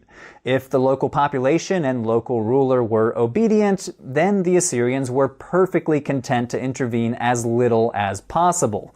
But woe to you if you rebelled. The Assyrians also had official policies of forced deportations of conquered people and a reign by terror policy. The Assyrians were famous for gruesome displays of brutality against conquered people, including flaying, beheading, and sticking people on pikes. This is basically what happened to Judah's neighbor to the north, the northern kingdom of Israel. As a vassal state to the Assyrians, the northern kingdom of Israel was left in peace during the reign of Menahem, who loyally paid tribute. But after a series of kings refused to pay, the Assyrians retaliated, ultimately resulting in Shalmaneser V besieging the capital city of Samaria and overthrowing it. The Assyrians subsequently deported large numbers of local Israelites, replacing them with people from other parts of the empire. Many refugees must have fled south to Judah. And here we return to Sennacherib's campaign that caged Hezekiah like a bird in Jerusalem. How did it happen? Well, it was triggered by a similar decision made by the northern kingdom of Israel, refusing to pay tribute.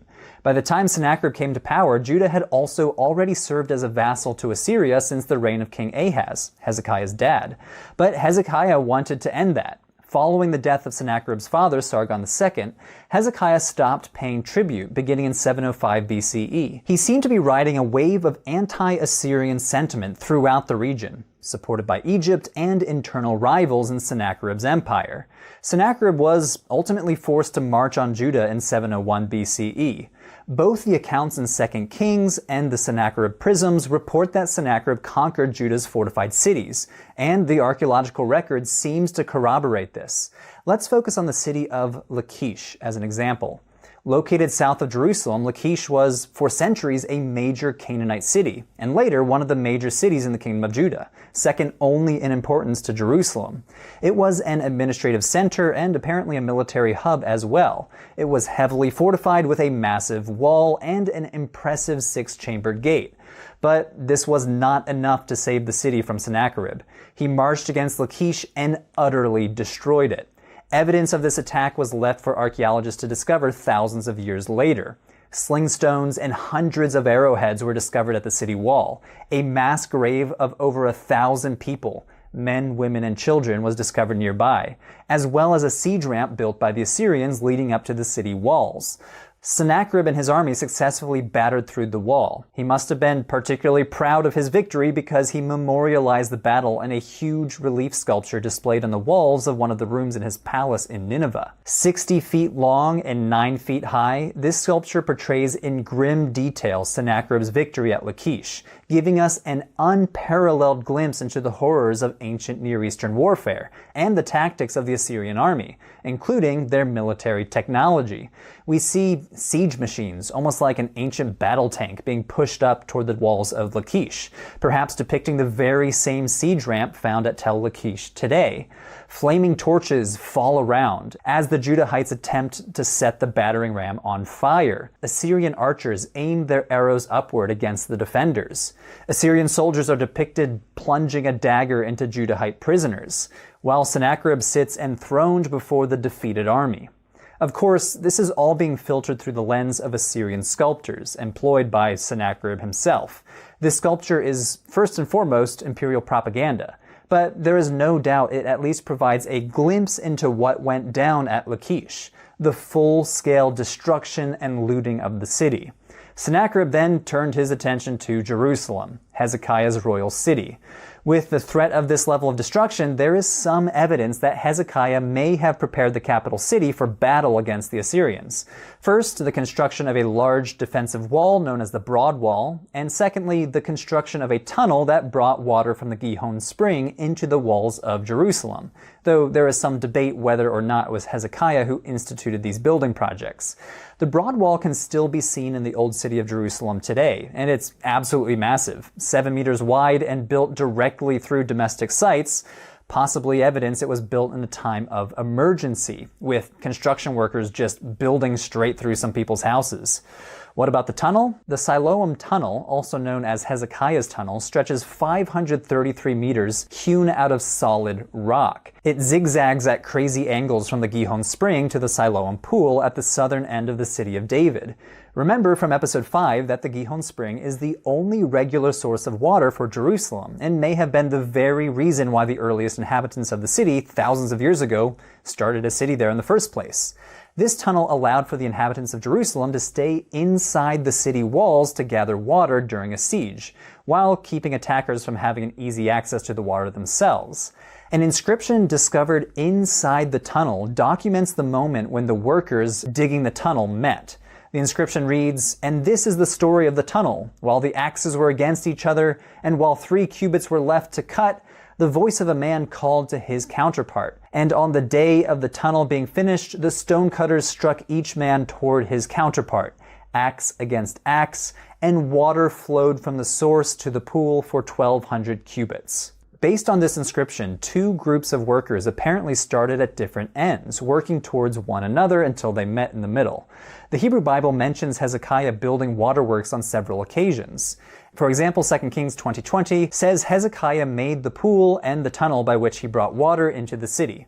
2 Chronicles provides an even more expansive account, saying that when Hezekiah saw that Sennacherib had come and that he intended to wage war against Jerusalem, he consulted with his officials and military staff about blocking off the water from the springs outside. Although many scholars agree that this inscription and tunnel date to the reign of Hezekiah, there's not an absolute consensus. Some scholars argue that it could have taken up to 4 years to complete it, and therefore was not something that could have been constructed urgently in advance of an Assyrian invasion.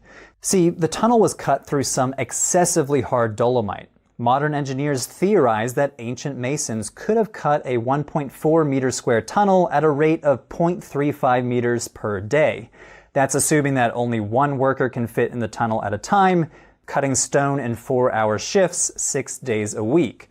Also building in some time to swap out rock cutters as they get tired. Based on this hypothetical scenario, the longest segment of the tunnel, about 300 meters, would have taken 857 workdays. In any case, not the sort of project that could have been accomplished quickly with little lead time. Because of this, some theorize that Hezekiah's son, Manasseh, built this tunnel instead, while others maintain it was Hezekiah himself. So, how did this invasion end? According to the biblical account, the Assyrians are ultimately defeated thanks to the intervention of Yahweh. Isaiah chapter 37 states that an angel of God struck down 185,000 Assyrian troops in a single night, prompting Sennacherib to depart from the region and return to Mesopotamia. Although we should not expect the Assyrians to record such a massive loss for their own propagandistic aims, there's good reason to believe that the Assyrians departed simply because Hezekiah agreed to start paying tribute yet again. As far as we can tell from the archaeological record, the Assyrians achieved total victory. The region around Lachish was depopulated and seems to have never fully recovered.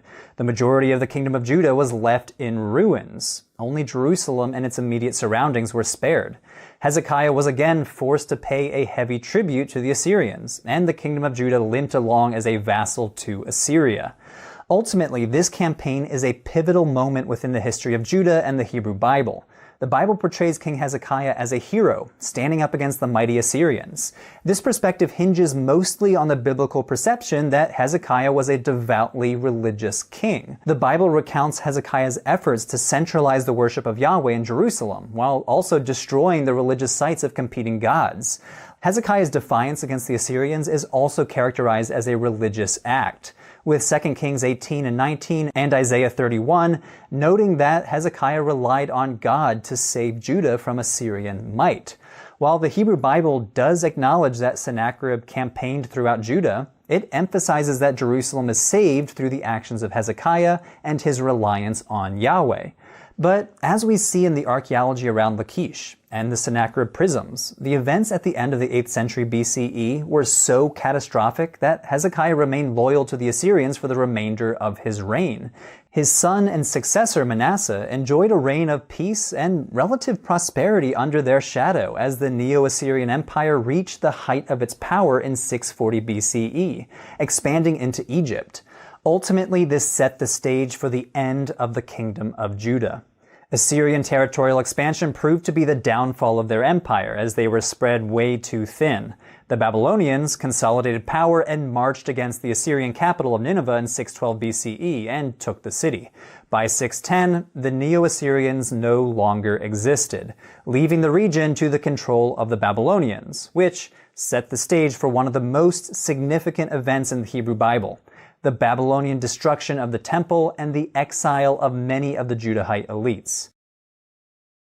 Hey everyone, that was the latest episode in Patheos' new series on the Bible and archaeology. Click on the links on screen to watch the most recent episode or to watch the whole series.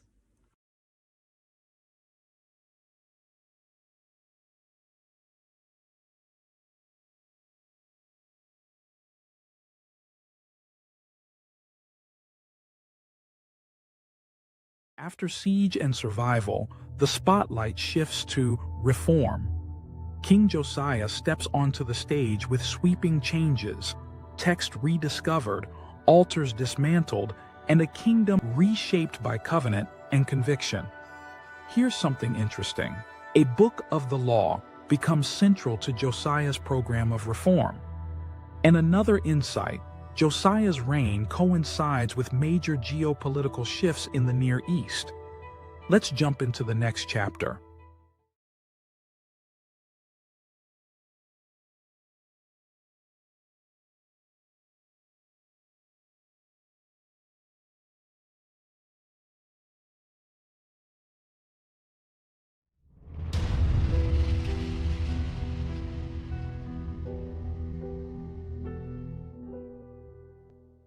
How did the ancient Israelites come to worship a single God? And why was that God worshipped in the city of Jerusalem? The life of a particular child king may hold the answer: King Josiah. The biblical authors remember Josiah as the leader of a massive religious reform that changed the course of Judah's history and led to a new dominant form of monotheistic religion centralized in Jerusalem. According to 2 Kings and 2 Chronicles, Josiah came to the throne at the age of 8 after 2 generations of evil and apostasy. Hezekiah's son, Manasseh, rebuilt cultic sites to gods other than Yahweh, even building additional altars in the Jerusalem temple for sacrifices to other gods. King Amon, Josiah's father, continued this practice. But Josiah brought this to an end. The biblical authors portray Josiah as a devout worshiper of Israel's God, Yahweh, and one who exemplified the most noble characteristics of King David. But, unlike King David, Josiah ruled during a time when a temple for Yahweh stood in Jerusalem. The temple, just like any other royal building project, required periodic renovation. So, while inventorying the temple's treasury, the high priest found a book that 2 Kings calls the Book of the Law. Scholars have long assumed that this was an early form of the biblical book of Deuteronomy. When the king's chief advisor read the book aloud to Josiah, the king tore his garments in grief. Josiah was convinced that Judah had strayed from the laws of Yahweh and had kindled his wrath against the kingdom. Josiah then assembled the people at the temple, where he read aloud to them the book of the law and made a covenant with Yahweh to uphold his commandments. The words of this covenant echo the language of Deuteronomy, in which Israel is counseled by Moses to love Yahweh with all their hearts, souls, and strength. Josiah then launched a major religious reformation, starting with the temple itself. He commanded the high priest to remove all non-Yahwistic elements from the temple. Items devoted to the gods Baal and Asherah were brought out and burned. And he deposed any priest who offered sacrifices to gods and anyone else who had participated in illicit worship. Beyond the city of Jerusalem, the Bible says that Josiah destroyed cultic sites in Bethel, Samaria, and other parts of the land, while commanding that apostate priests be executed on the spot. In both accounts, the process of purging the land concludes with Josiah's return to Jerusalem.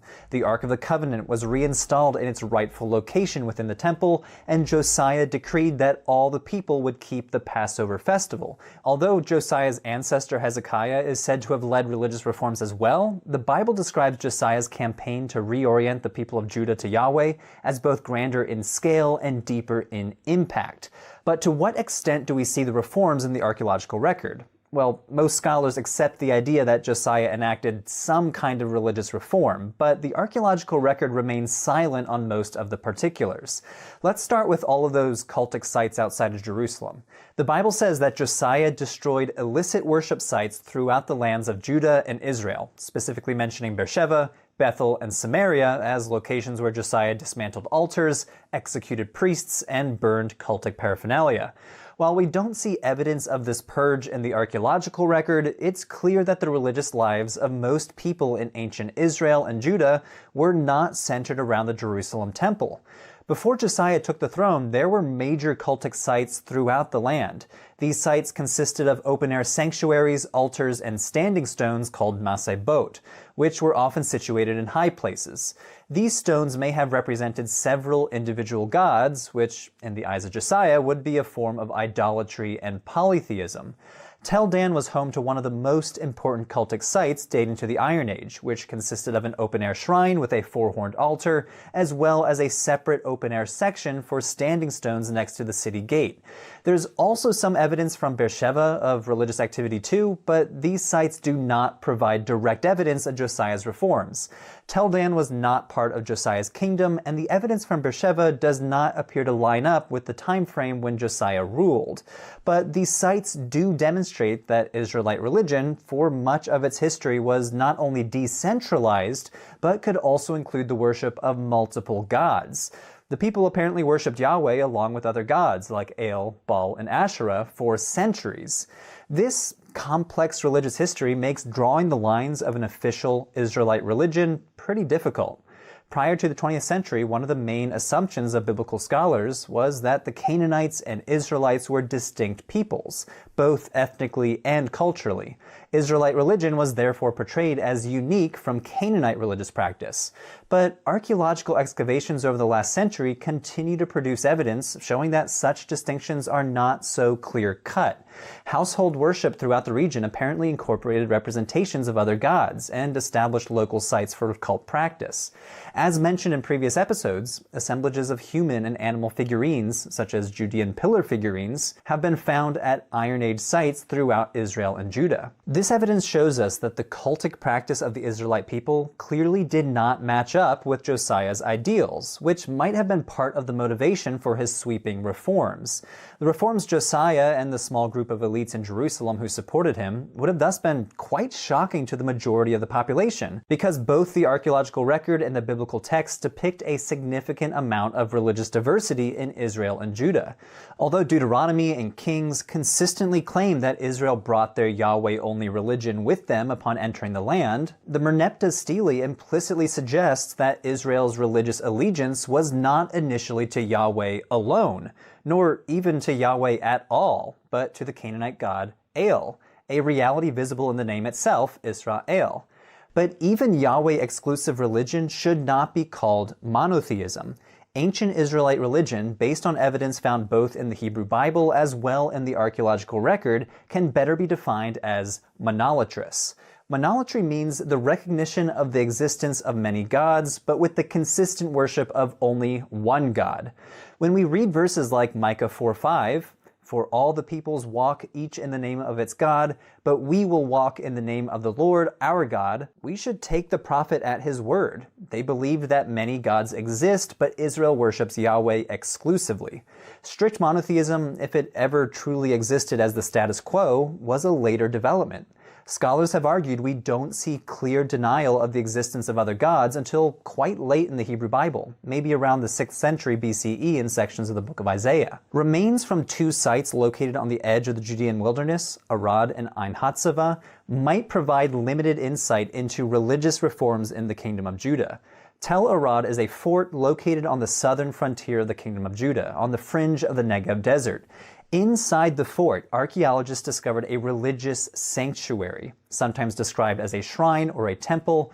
It had an outer courtyard with an altar, as well as an inner Holy of Holies, where archaeologists discovered a standing stone and two limestone altars, one taller than the other. Some reconstruct that the sanctuary originally had two standing stones. Now, remember that standing stones may be a non-anthropomorphic way to represent a god, so some scholars have interpreted this as an expression of Judahite religion involving Yahweh and a consort goddess, which, referring back to the previous discussion, demonstrates the monolatrous nature of ancient Israelite religion. Residue analysis of the larger altar revealed traces of frankincense, while the smaller altar revealed traces of cannabis, which, according to the researchers of the study, may be the first known evidence of a hallucinogenic substance found in the Kingdom of Judah. So what does this site have to do with religious reforms? Well, there's some evidence that someone intentionally dismantled the Tel Arad sanctuary.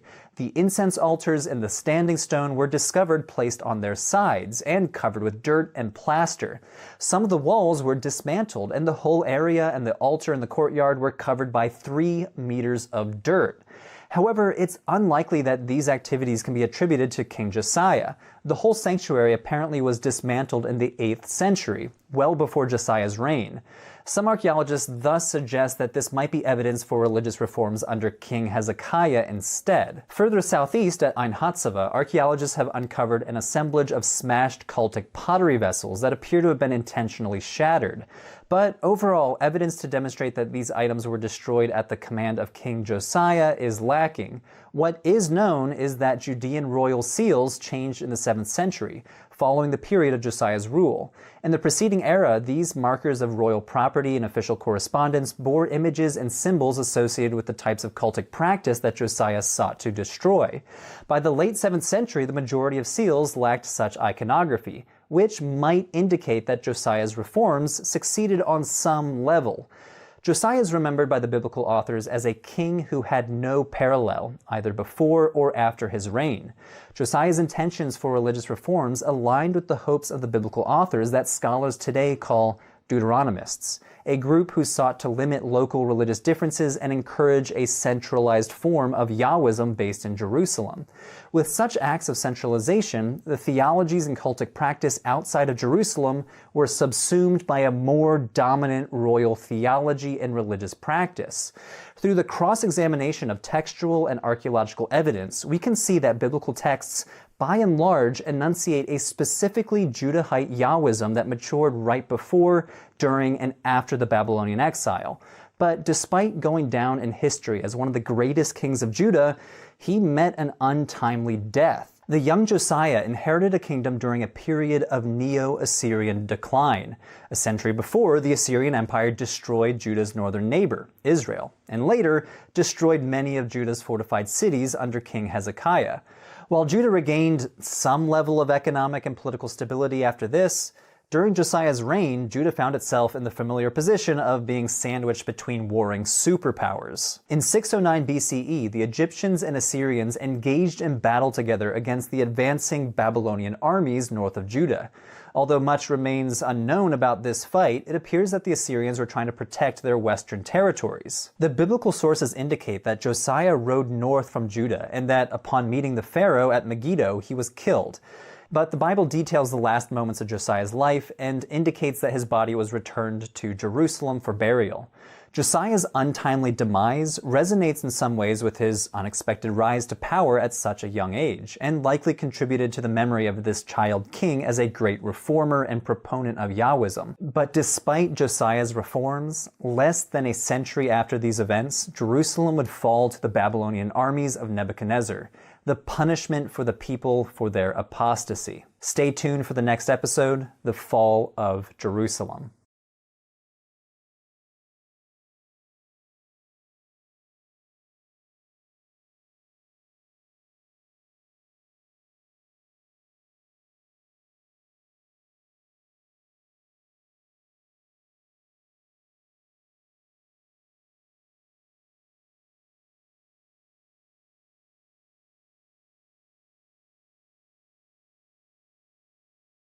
From Josiah's reforms to Babylon's fury, the story darkens. Ash layers and shattered walls mark the fall of Jerusalem, as Nebuchadnezzar's armies redraw the map and exile becomes Judah's new reality. Before we move on, here's a fact. Burn layers help archaeologists pin destruction events to specific dates.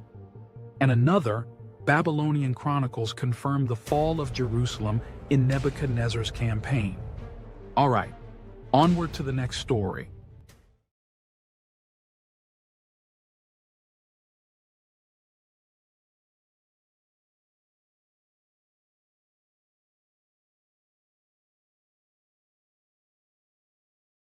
"586 BC, the year that the kingdom of Judah fell." How did we get here? During the 8th century, the kingdom of Judah had shown itself to be a good and loyal vassal to Assyria. They were doing what they were told, recognizing Assyria's superiority and paying any tribute. The northern kingdom of Israel, on the other hand, had just tried and failed to rebel against Assyria in 720 BC.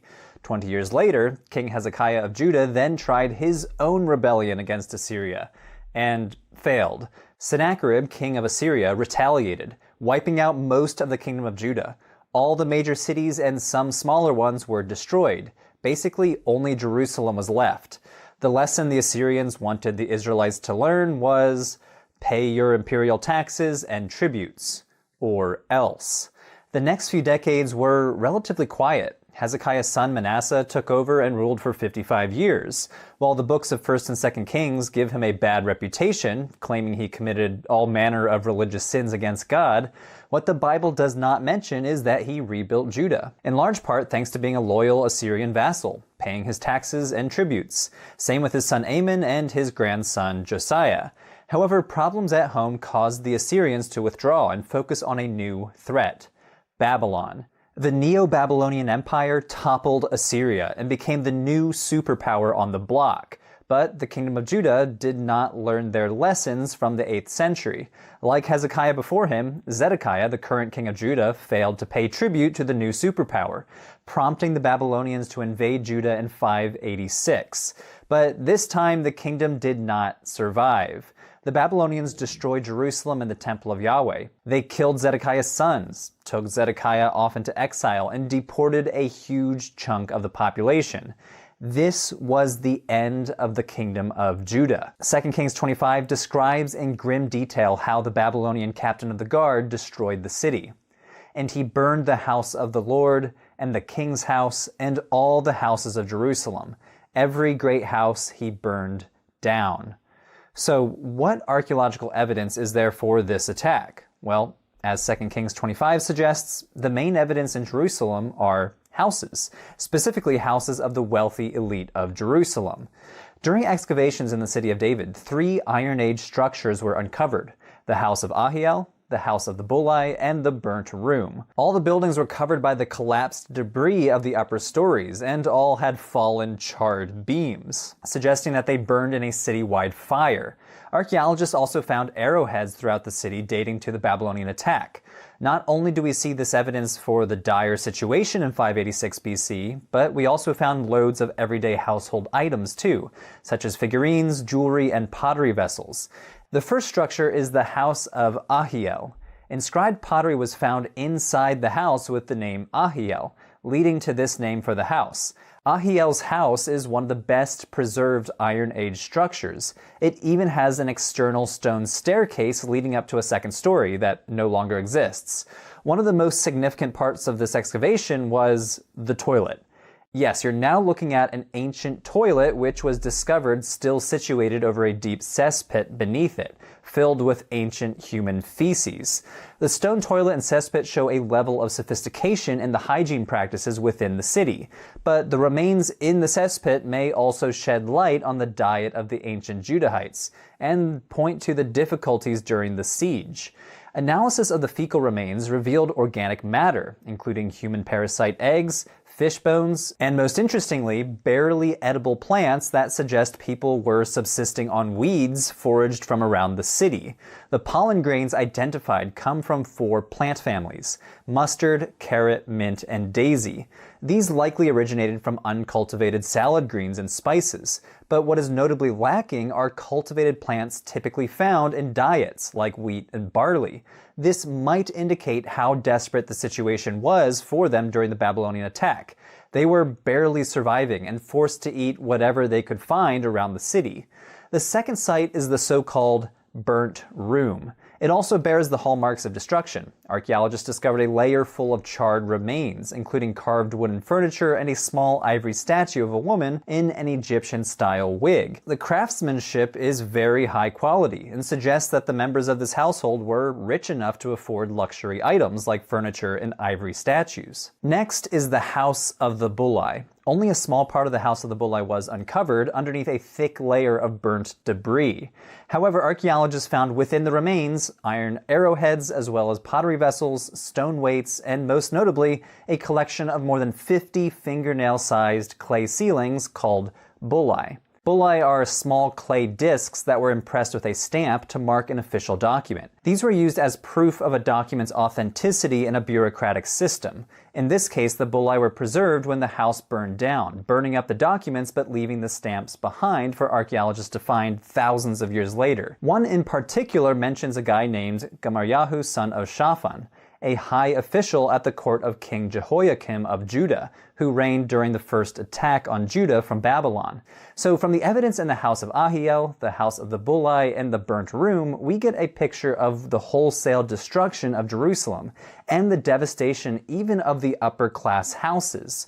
But what happened next? According to the Bible, the Babylonians killed Zedekiah's descendants and took the king and more of the elites into exile as hostages. They left other non-elite people behind in Judah to fend for themselves. So part of the population was stuck in the ruined Judah, and the other part was taken back to Babylon, where they were mostly forced to settle all over the empire with other refugees. Those who were forced into exile lost everything: their homeland, family members, and were taken to a land they had never been to and did not speak the language. This event, called the Babylonian exile or Babylonian captivity, had a significant impact on Judahite identity. Big theological questions arose from this catastrophe. Had God abandoned his promises? Was God in control? Were the Babylonian gods more powerful? Basically, where was God and why had this happened? Books in the Hebrew Bible like Lamentations and Jeremiah wrestled with these questions. There's some archaeological evidence for these communities of Judean people who now lived in a foreign land under foreign rulers. This is an example from the so-called Al-Yahudu tablets, a collection of 200 tablets from a Judean community in Babylon called the Al-Yahudu community. These documents show that, basically, the exiled people were getting on with their lives. They were trading with the locals, dealing with legal cases with the locals, and paying taxes just like the locals. Back home, the former kingdom of Judah was now a Babylonian province called by the Aramaic name Yehud, and was firmly under imperial rule. Nothing much would have happened here without Babylonian approval. We don't know much about the archaeology of Yehud, but it seems that Jerusalem remained in ruins, had minimal habitation, and the temple was not rebuilt. So life was not great in Yehud, though it was continuing. Tune in next time to learn what happens next to the people of Judah. Hey everyone, that was the latest episode in Patheos' series, Excavating the History of the Bible. Click on the playlist on screen to catch up on the whole series.